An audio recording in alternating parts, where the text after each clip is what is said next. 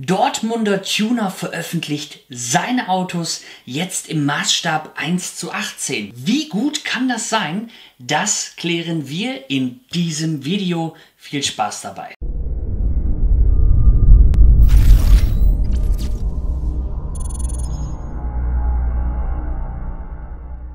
Hallo und herzlich willkommen hier zu einem neuen Video auf meinem Kanal World Control RC. Schön, dass du mit dabei bist. Wirklich lange haben wir drauf gewartet. Jetzt ist er endlich da. Der Boost Wars von JP, ein Nissan GT-R als Modellauto im Maßstab 1:18. Der befindet sich hier in dem noch original verpackten Karton, aber zu der Lieferung gehört nicht nur das Modellauto, sondern auch dieser Briefumschlag, und den möchte ich jetzt mit dir als allererstes einmal öffnen und schauen, was sich da drin befindet. Kurz nachdem ich das Fahrzeug im JP Superstore gekauft habe, erreichte mich dieser Briefumschlag und wir schauen mal, was hier drin ist. Meine Adresse habe ich hier einmal umgeklappt. Wir schauen uns das Ganze mal an. Du kannst das Video natürlich auch auf Pause machen und dir den Text ganz in Ruhe durchlesen. Wir haben hier einmal ein kurzes Anschreiben, dass es mit dem Fahrzeug noch einen ganz kleinen Moment dauert. Aber was hier schon mit dabei ist, das ist unsere individuelle Plakette mit der Fahrgestellnummer für unseren Boost Wars. Und die fühlt sich ja ganz gut eigentlich an. Ich bin mir gar nicht sicher, ob das Alu ist oder Kunststoff. Finde ich aber sehr, sehr schön. Und diese Nummer hier, die ist ganz individuell. Das heißt, dein Boost Wars hat auch nur diese Fahrgestellnummer. Und alle anderen Leute, die sich auch einbestellt haben, die haben eine andere Fahrgestellnummer. Finde ich eine sehr, sehr schöne Sache. Diese Fahrgestellnummer packst du später an den Unterboden von deinem Fahrzeug. Aber das ist nicht das Einzige, was wir hier bekommen haben. Nein, wir haben auch einen Fahrzeugbrief bekommen. So sieht das Ganze aus. Das Papier fühlt sich auf alle Fälle ein bisschen dicker an und ja, sieht total klasse aus. Hier oben kannst du noch deine individuellen Daten eintragen. Hier unten steht ein bisschen was zu dem Fahrzeug, zu dem Original, auch mit so einem leichten Schmunzeln hier unten das Ganze geschrieben. Und jetzt kommt der Clou an der Sache. Du kannst dir deinen Fahrzeugbrief bei JP Performance in Dortmund abstempeln lassen. Das heißt, du fährst entweder zu Big Boost Burger oder ins Pace Museum und bekommst dann hier die Stempel, dass dein Fahrzeug offiziell zugelassen ist. Sowas habe ich bei einem Modellauto noch nicht gesehen. Finde ich eine ganz tolle individuelle Idee. Klasse umgesetzt. Aber jetzt packen wir mal das Auto aus, weil darauf habe ich richtig Bock. Da habe ich mich schon sehr lange drauf gefreut. Ich habe dieses Fahrzeug mit Absicht noch nicht ausgepackt, weil ich diesen Moment ganz gerne mit dir zusammen teilen möchte. Und nur so kann ich natürlich auch meine ersten Eindrücke ganz unverfälscht schildern. Wir schauen mal. Also es ist noch original versiegelt. Ich habe es so von der Post abgeholt. Und jetzt öffnen wir das mal ganz vorsichtig. Natürlich nicht zu tief rein mit dem Messer, ist auch ganz klar. So. Aha, aha, aha, aha. Ah, schade. Schade, schade, schade. Ich habe hier leider einen kleinen Dötscher abbekommen im Paket. Also der Karton passt wirklich super um das Auto herum. Man braucht keine Luftpolsterfolie oder so, das finde ich klasse. Aber leider habe ich hier einen kleinen Dötscher drin. Sehr, sehr schade. Aber wir schauen mal weiter. Vielleicht können wir es ganz gut mal umdrehen. So. Ersten Moment sollst du natürlich auch sehen. Da ist er. Da ist er. Geil. Das schauen wir uns mal ein bisschen im Detail an. Dazu hole ich dich ein bisschen näher ran. Auf den ersten Blick bin ich von der Verpackung leider ein bisschen enttäuscht. Ich habe mir etwas mehr davon versprochen. Natürlich geht es hier um den Inhalt, Aber ich bin jemand, der sich diese Verpackung auch ganz gerne irgendwo hinstellt, zusammen mit dem Fahrzeug. Es ist für mich wesentlich einfacher, das Ganze abzustauben und meistens finde ich es sehr schön, wenn diese Fahrzeuge in ihrer Garage stehen und da bin ich wirklich so ein bisschen enttäuscht. Aber wir gucken uns das Ganze mal an. Wir haben hier vorne die Bezeichnung, um was es sich hier handelt. Es ist der Boost Wars 2.0 von JP Performance von der Marke Cremo. Und hier sehen wir auch schon das Auto im Seitenprofil. Wir drehen das Ganze mal ein Stückchen. Da sehen wir das Fahrzeug dann von vorne. Die schöne Front vom GTR. Wenn wir das Ganze noch ein Stückchen drehen, gelangen wir zu der Hinterseite. Und das Foto finde ich ziemlich schön. Das könnte ich mir auch als Poster sehr, sehr gut vorstellen. Hier ist das Originalfahrzeug im Seitenprofil. Ja, eigentlich spiegelverkehrt, weil die Schnauze von dem Modellauto ist hier und auf der Rückseite befindet sich die Schnauze da. Weiß ich nicht. Hätte ich irgendwie schön gefunden, wenn das Foto passend zum Modell gewesen wäre. Drehen wir das Ganze noch ein Stückchen. Und wir gelangen zum Heck des Boost Wars und hier sehen wir auch nochmal JP Performance und das Ganze hier so ein bisschen lila, aber auch etwas abgescheuert vom Pappkarton. Das finde ich doch ein bisschen schade. Und wir sind wieder im Seitenprofil von dem Fahrzeug. Natürlich gucken wir auch nochmal von oben. Und hier haben wir zwei Spoiler, einmal so wie er gerade im Pace Museum steht mit dem weißen Spoiler und einmal hier mit der großen schwarzen Frittentheke. Dazu geliefert wird dann hier noch so ein kleiner Schraubendreher. Das finde ich ganz schön, hätte ich aber cooler gefunden, wenn man das im Unterboden hier versteckt. Man sieht auch so ein bisschen, das Fahrzeug schwebt. Gucken wir nochmal von unten drauf. Ja, was sehen wir da? Nochmal so ein paar Informationen, auch hier nochmal das JP-Logo. Alles in allem eine vernünftige Verpackung, aber ich bin der Meinung, da hätte man ein bisschen mehr rausholen können. Das würde ich mir jetzt nicht unbedingt so irgendwie in die Ecke stellen. Jetzt packen wir mal das Wichtigste aus und das ist der Inhalt der Boost Wars. Ich hole das Fahrzeug jetzt rückwärts aus seiner Garage raus. Was ich hierbei ganz gut finde, dass das hier nicht extra zugeklebt ist. Warum auch? Dieses Fahrzeug ist nicht im Einzelhandel erhältlich gewesen und ja, wenn es an dich zu Hause verschickt wird, dann braucht man es auch nicht zukleben. Finde ich ganz schön, weil oftmals würde man dann die Verpackung beschädigen, wenn man dann diesen Tesastreifen abzieht. Manchmal schneidet man das auch durch. Schied egal, gibt es hier nicht. Man kann es ganz normal öffnen.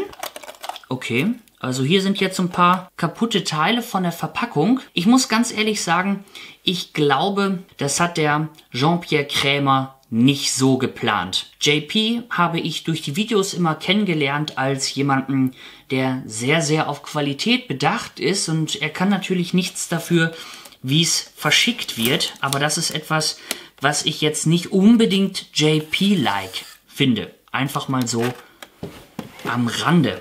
Jetzt ziehen wir das Ganze mal raus. Ah ja, ich sehe auch schon, wo diese Splitter hierher kommen. Hier oben von diesem Teil. Das kann man auf jeden Fall abmachen. Da hängen jetzt die Spoiler drin. Das würde ich auch machen. Vielleicht sieht er dann auch schöner aus später in der Verpackung. So, da haben wir ihn.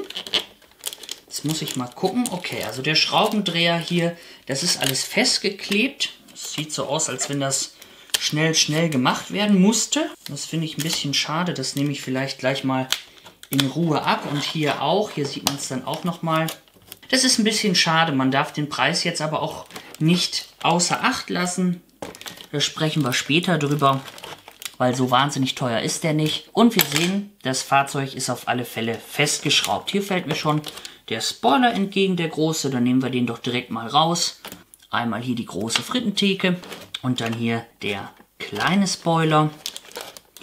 Ja, wenn das sowieso alles schon abfällt, dann löse ich jetzt mal hier die Schrauben.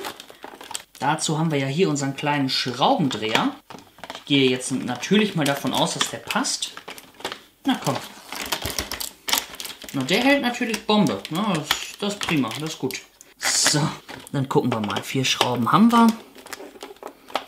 Ich habe das Auto das erste Mal angefasst und es ist aus Metall. Also das Auto Das scheint wirklich toll zu sein. Die Verpackung, ja, lassen wir mal so stehen. Aber das Auto an sich, so was ich jetzt hier gerade in der Hand habe, das fühlt sich schon wertig an. Das fühlt sich schon wirklich gut an. Und damit bin ich auf jeden Fall, Stand jetzt, schon mal zufrieden. So, da ist das Auto. So, diese scheußliche Verpackung, Entschuldigung, die packe ich jetzt mal zur Seite. Hier haben wir das Fahrzeug. Jetzt komm mal ein bisschen näher ran und guck's dir mal richtig an. Hier haben wir jetzt das feine Fahrzeug und ich drehe das hier mal so ein bisschen, dann kannst du dir das ganz in Ruhe anschauen. Hier unten diese große Frontlippe mit diesen beiden silbernen Streben. Da muss man ein bisschen aufpassen, die sind sehr empfindlich. Das ist alles sehr detailgetreu, so wie man es vom Original kennt. Die Frontstoßstange hier, das ist aus Kunststoff, genauso wie hier vorne. Lampen natürlich auch. Aber ab der Motorhaube wird es dann Spritzguss. Hier vorne, das gefällt mir auch sehr, sehr gut. Das ist schön dargestellt. Klasse. Richtig cool. So, gehen wir mal so ein bisschen seitlich und dann sehen wir auch schon, ja, hier die LEDs und sowas, ne, natürlich hier ohne Funktion, aber das ist genau so, wie JP dieses Auto gebaut hat und auch die Felgenfarbe passt wirklich ganz super und ganz genau zum Original. Die Felgen hier, da können wir auch mal ein bisschen genauer reinschauen. Wir sehen hier die schicken Bremssättel und wenn wir mal so ein bisschen hier auf die Einpresstiefen der Felgen gucken, sehen wir, dass wir hier hinten natürlich mehr Tiefbett haben als vorne. Das gefällt mir ziemlich gut, das sieht klasse aus. Das Fahrzeug hier, alles aus Metall und solche Anbauten dann hier vorne, das ist dann aus Kunststoff, genauso wie der Spiegel. Hier kommt eigentlich ein sehr, sehr schönes Detail und zwar sind das hier diese Auspuffrohre, die so ein bisschen aussehen hinten wie bei einem Düsenjet. Die hat JP ja damals extra angefertigt für seinen GTR und zusammengeschweißt und die sehen hier genauso aus. Das ist für mich auch ein ganz, ganz wichtiges Detail, was hier umgesetzt worden ist. Dieses Fahrzeug hat natürlich auch ein Breitbaukit. Ich denke, das kann man so sehr gut erkennen und dieses Breitbaukit ist ebenfalls aus Metall. Das ist also nicht irgendwie dran gesteckt oder sowas aus Kunststoff, sondern das ist hier wirklich mit Metall. Und die kleinen Schräubchen, ja, das sind hier dann so kleine Tupfer und so kleine Vertiefungen, die dann hier dieses Bodykit andeuten, diese Befestigungsschrauben. Schauen wir mal, hier das Kennzeichen Dortmund JP. Natürlich darf das auf keinen Fall fehlen. Hier hinten ist jetzt noch kein Spoiler drauf, das können wir gleich mal zusammen ändern. Wenn wir jetzt hier mal so ein bisschen reingucken, dann sehen wir hier hinten auch die Anlage für das Luftfahrwerk. Hier dieser Druckluftzylinder in weiß. Das hätte man besser gesehen, wenn die Scheiben nicht getönt wären. Sie sind aber getönt. So, und hier die Beifahrerseite, auch nochmal ein schönes Detail. Der Spiegel hier, der spiegelt auch wirklich. Da ist so ein kleines Spiegelglas drin, das gefällt mir ganz gut. Eine Sache, die ich wirklich schade finde, wenn man jetzt mal sich das Fahrzeug so anschaut, die Scheiben, die sind wirklich extrem dunkel. Wir haben hier einen Nissan GT-R Innenraum und es wäre doch schön gewesen, wenn man zumindest durch die Frontscheibe reingucken kann oder auch hier durch die Seitenscheiben. Die Heckscheiben und sowas, das ist ja meistens getönt, aber gerade hier so diese Seitenscheiben, einfach, dass man das im Inneren mal sehen kann, das hätte mir sehr gut gefallen. So muss man wirklich extrem nah dran gehen, um den Innenraum hier erkennen zu können. Das finde ich ein bisschen schade, weil der ist auch wirklich gut umgesetzt und auch hinten diese Anlage für das Luftfahrwerk, die ist hier nämlich auch nochmal mit diesen Leitungen, mit diesen Stahlflexleitungen und sowas nachgebildet. Das wäre schön gewesen, wenn das ein bisschen offensichtlicher gewesen wäre. Jetzt möchte ich mir noch mal kurz die Frittentheken anschauen. Hier haben wir die große Frittentheke. Die kann man hier hinten einfach reinsetzen. Da gibt es ja 2 Löcher. So, das können wir mal machen. Ich denke, man sieht es hier ganz gut. Das sieht klasse aus. Wer den großen Spoiler nicht haben möchte, der kann das jetzt vorsichtig abnehmen und kann jetzt den weißen Spoiler dran setzen. Da ist mir allerdings aufgefallen, dass bei mir hier schon so ein kleines Teil kaputt ist. Man sieht es hier vielleicht, der hängt hier schon runter. Den muss ich kleben. Ich weiß nicht, ob ich es zu grob rausgenommen habe oder ob das beim Versand passiert ist. Da dieser Plastikblister allerdings im Inneren schon leicht gebrochen war, könnte ich mir auch vorstellen, dass es beim Versand passiert ist. Ich möchte sowieso diesen Spoiler hier ganz gerne drauf haben, deswegen setze ich den jetzt einfach mal drauf. Dann sollte da auch nichts weiter mit passieren. So, weil diese Fahrzeuge sind natürlich auch nicht zum Spielen gedacht. Ja, man kann die so ein bisschen tunen, aber es ist jetzt natürlich kein Wahnsinnsspielzeug oder sowas und schon gar nichts für Kinder. Und so sieht das doch ziemlich cool aus. Schauen wir auch mal ganz vorsichtig unter das Fahrzeug.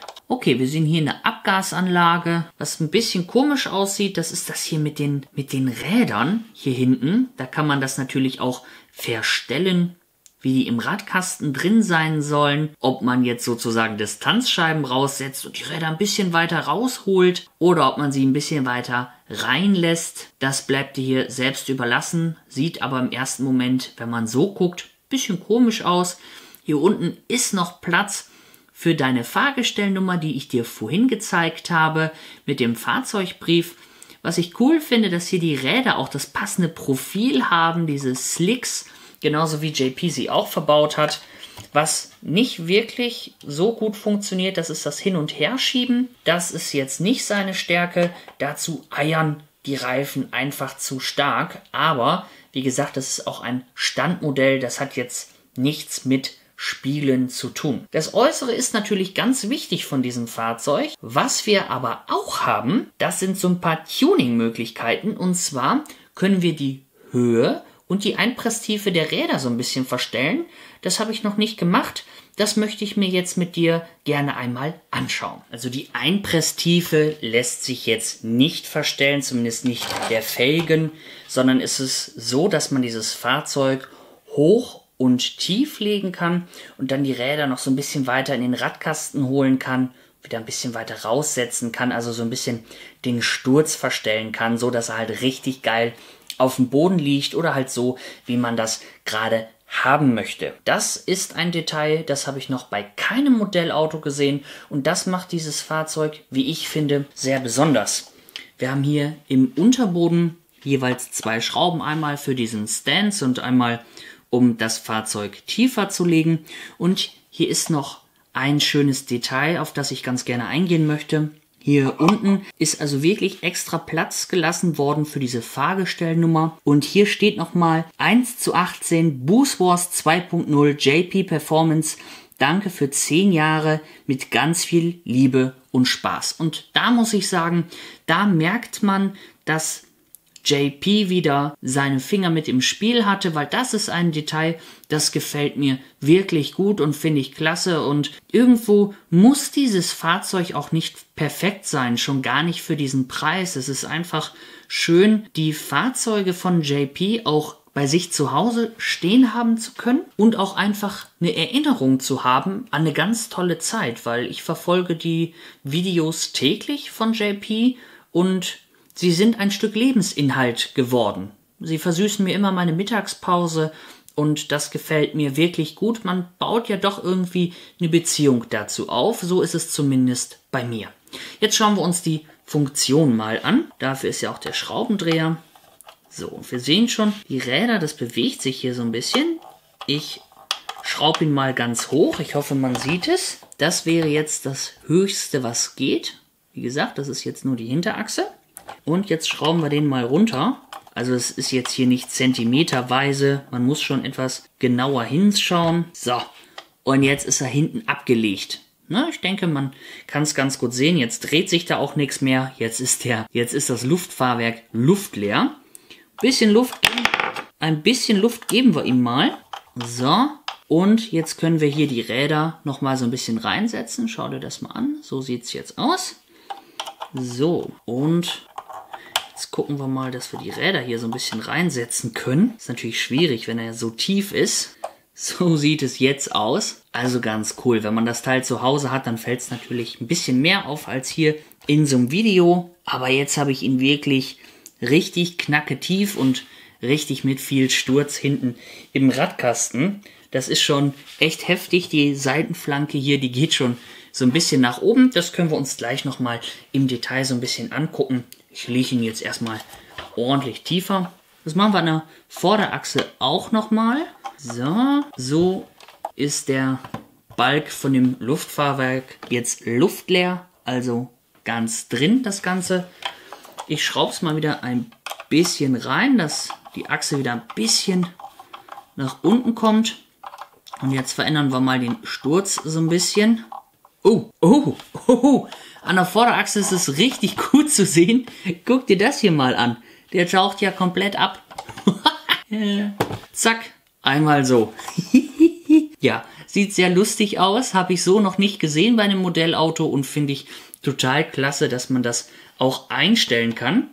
Jetzt gucken wir mal so ein bisschen, was geht, und das zeige ich dir jetzt noch mal eben aus der Nähe. Von der Tiefe und vom Sturz her ist das jetzt das Maximalste, was geht.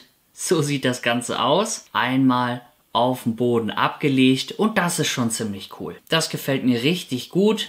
Genauso habe ich mir das vorgestellt, und dass man das halt einstellen kann, das macht dieses Fahrzeug hier schon wirklich einzigartig und das sieht auch ziemlich cool aus, wie ich finde. Jetzt gibt es eine Sache, die fehlt. Und zwar hat der originale Boost Wars bei JP ja noch eine Folierung vom Engine erhalten, von Enjoy Fahrzeugfolierung. Die ist hier aber gar nicht. Das heißt, die muss noch irgendwo in der Verpackung sein, und das gucken wir uns doch jetzt mal gemeinsam an. Generell empfehle ich ja, so eine Verpackung nicht wegzuschmeißen, aber in diesem Fall schon mal gar nicht, denn auf der Rückseite ein bisschen versteckt finden sich dann hier die Originalaufkleber. So, zack, da sind sie. Die bringe ich jetzt mal ganz vorsichtig auf dem Fahrzeug an, das mache ich in Ruhe, und dann zeige ich dir diese auch nochmal im Detail auf dem Nissan. Die Aufkleber, das ist eine Sache für sich. Ich habe erst überlegt, warum zur Hölle sind zweimal dieselben Aufkleber dabei? Also insgesamt 4 von diesen hier, für jede Seite ein, okay. Und warum dann nochmal, wenn ich den jetzt umlackieren möchte und dann nochmal die Aufkleber drauf packe? Ja, okay, das kann sein. Aber ich glaube eher, diese Aufkleber sind Ersatzaufkleber, wenn es beim ersten Mal nicht sauber funktioniert hat. Warum? Ich habe mir die Aufkleber erstmal angesehen. Also ich mache sonst Modellautos im RC-Bereich, gerade auch Tamiya etc. Und da kenne ich das eigentlich, dass diese Aufkleber vorausgestanzt kommen. Und ich ziehe das einfach ab, setze es dran, gehe dann mit dem Föhn nochmal so ein bisschen drüber, schmiege das Ganze an die Karosserie an. Fertig. Variante 2, die kommen genau so, man muss sie mit dem Skalpell ausschneiden und dann kann ich sie aufkleben. Hier ist das Ganze ein bisschen anders, und zwar habe ich einfach mal versucht, diesen Aufkleber unter Wasser zu halten. Und siehe da, das Ganze funktioniert ähnlich wie so ein Tattoo, was man früher sich immer auf die Arme machen kann. Ich weiß nicht, also bei uns in der Grundschule war das immer geil. Solche Abziehtattoos auf den Arm, dann haben wir das in der Schule auf dem Klo unter Wasser gehalten und dann hatte man das nach 2 Minuten, konnte man das abziehen und hatte dann da so ein Abziehtattoo. Und ähnlich funktioniert das hier auch. Du musst das Ganze unter Wasser halten, so dass diese Papprückseite richtig schön aufgeweicht ist, ne? Dass sie sich schon so ein bisschen zusammenkräuselt, und dann kannst du hier vorsichtig diesen Aufkleber lösen. Und auf diesem hauchdünnen Wasserfilm kannst du dann den Aufkleber in seine Position schieben. Und wenn du dir sicher bist, dass alles soweit passt, dann kannst du vorsichtig mit einem Handtuch das Ganze drunter wegrakeln, dieses Wasser. Ja, da muss ich sagen, wäre doch ein Hinweis auf der Verpackung bei diesen Aufklebern oder irgendwie wäre schön gewesen. Also ich habe keine Anleitung oder irgendwas gefunden. Ich stand da jetzt erstmal 5 Minuten vor und habe gedacht, wie kriege ich denn jetzt den Aufkleber ab und da drauf? Ja, also bisschen schwierig. Es ist ganz schön, man kann ihn dann in die gewünschte Position bringen. Aber es ist auch nicht ganz einfach. Also hier an den Spiegeln, da muss ich noch so ein bisschen nacharbeiten. Das hat nicht zu 100% geklappt. Das hier ist jetzt auf alle Fälle die Seite, die ich als letztes gemacht habe. Das sieht man auch, das hat ein bisschen besser funktioniert. Wenn wir jetzt mal schauen, diese Seite, naja, da muss ich nochmal so ein bisschen randrücken und hier oben am Spiegel ist es noch nicht ganz sauber. Und auch gerade hier unten diese Kante, Ja, das ist nicht einfach. Also nimm dir da wirklich mal 10 Minuten Zeit, mach das Ganze ganz in Ruhe und wenn du dir sicher bist, dass der Aufkleber gut sitzt, geh mit dem Handtuch vorsichtig rüber, halt den Aufkleber dabei fest und dann, wenn du die richtige Position gefunden hast, warte. Lass das Modell einfach stehen, bis das Wasser darunter auch weg ist, bis es wirklich vernünftig sitzt. Das kann ein Momentchen dauern. Und dann sieht es hoffentlich vernünftig aus. Ich denke, ich habe es jetzt ganz gut hingekriegt.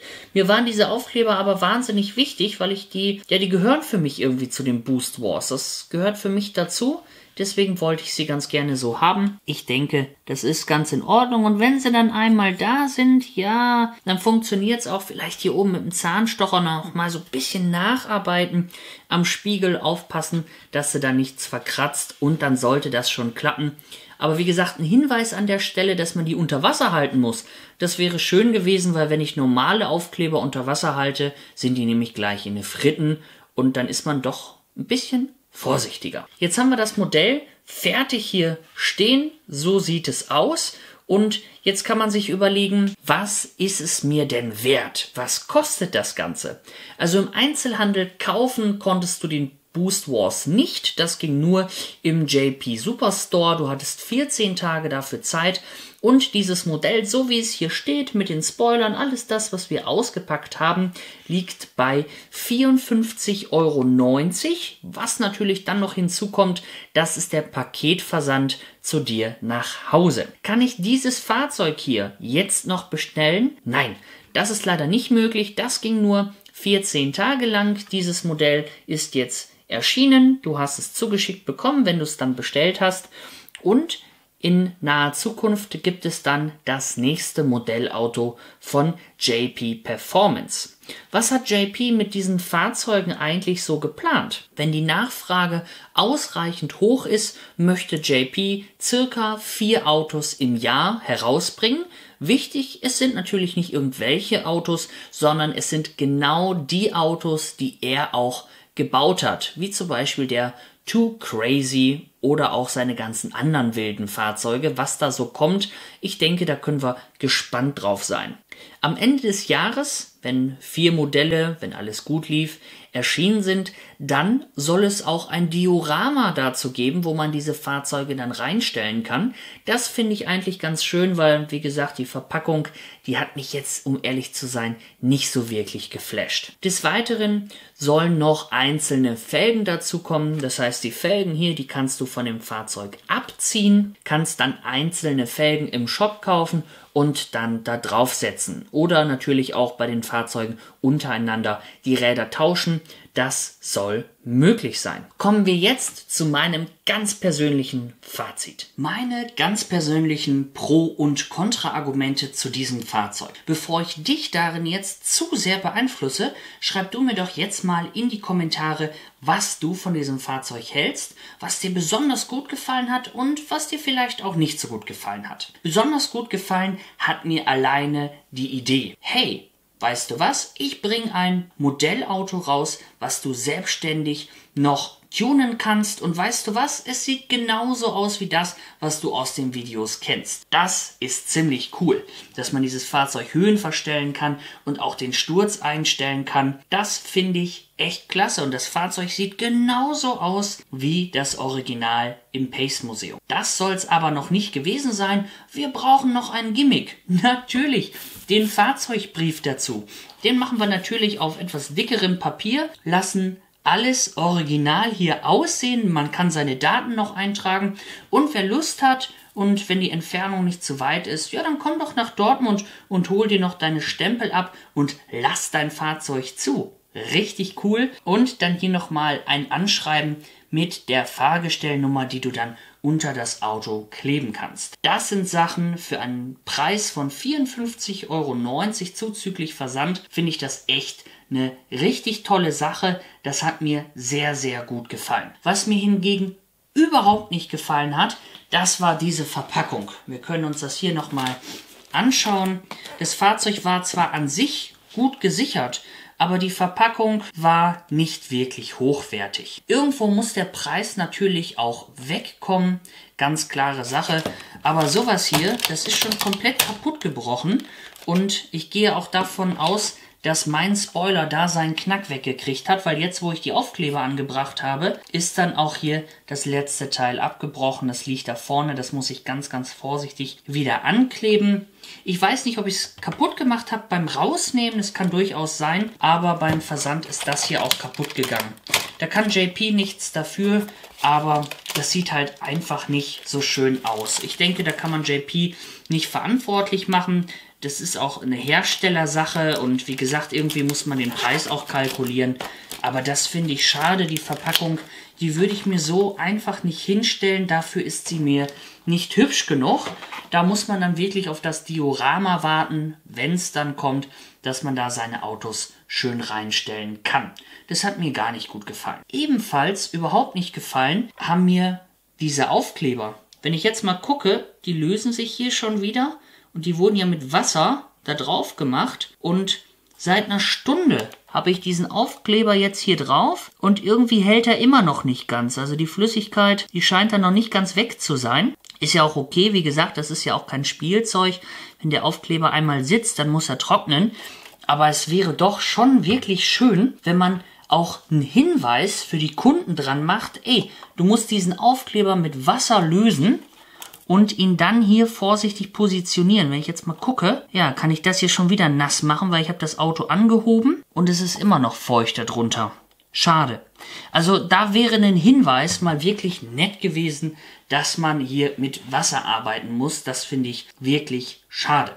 Würde ich dieses Fahrzeug nochmal kaufen? Ich denke schon. Alleine, weil JP Performance mir täglich meine Mittagspause versüßt und weil es halt einfach wieder ein JP-Artikel ist, den man, ja, sich auch ganz nett hinstellen kann.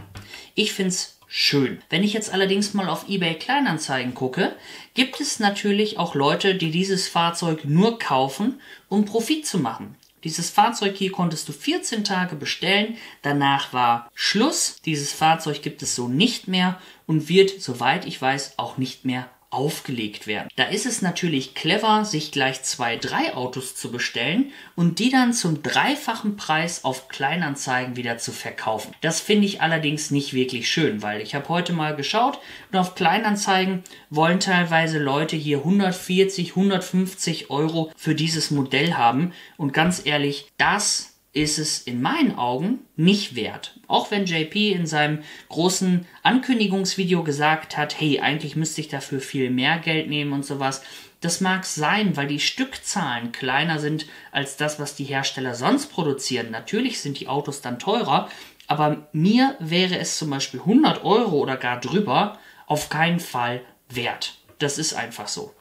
Wie siehst du das Ganze? Was hältst du von dem Auto und allgemein von der Idee? Schreib es in die Kommentare. Vielleicht bist du auch im nächsten Video wieder mit dabei, hier auf meinem Kanal World Control RC. Mach's gut, bis dahin, ciao.